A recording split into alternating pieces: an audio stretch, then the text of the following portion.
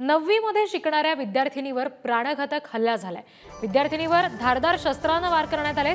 जिंतूरमधल्या बोरी ग्रामीण रुग्णालयामधली ही घटना आहे। विद्यार्थिनीची प्रकृती गंभीर आहे असं कळतंय।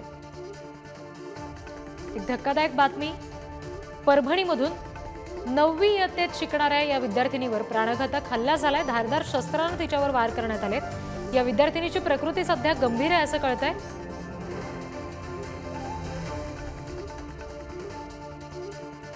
नेमकं काय कारण या हल्ल्यामागचं असू शकतं, हल्लेखोर नेमका कोण होता याबाबतचे तपशील पुढच्या काळात स्पष्ट होतील। मात्र जी प्राथमिक माहिती सध्या हाती येते त्यानुसार परभणीमध्ये 9वी मध्ये शिकणाऱ्या एका विद्यार्थिनीवर प्राणघातक हल्ला करण्यात आला।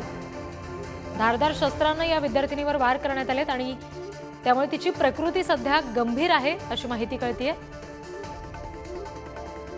जिंतूरमधील बोरी ग्रामीण रुग्णालयामागची ही घटना आहे। या विद्यार्थिनीवर नेमका का हल्ला करण्यात आला, कुणी हा हल्ला केला हे पुढच्या पोलीस तपासामधून निश्चित समोर येईल। मात्र सध्याची ही एक धक्कादायक बातमी हाती येतेय परभणी जिल्ह्यातून।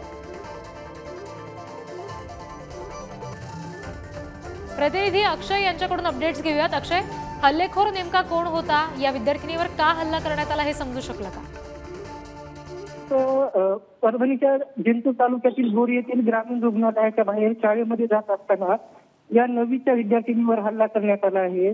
सदरील हल्लेखोर हा त्या तरुणीचा पती असल्याची प्राथमिक माहिती प्राप्त होत आहे।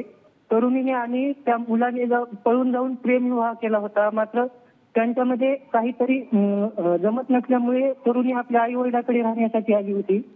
तरुणी सकाळी शाळेत जात असताना त्याने धारदार शस्त्राने हल्ला केला। यामध्ये तरुणीचा मृत्यू देखील झालेला आहे। सध्या तरुणीवर परभणीच्या रुग्णालयामध्ये शवविच्छेदन करण्यात येत आहे। जी अक्षय, धन्यवाद दिलेल्या सगळ्या तपशिलांसाठी।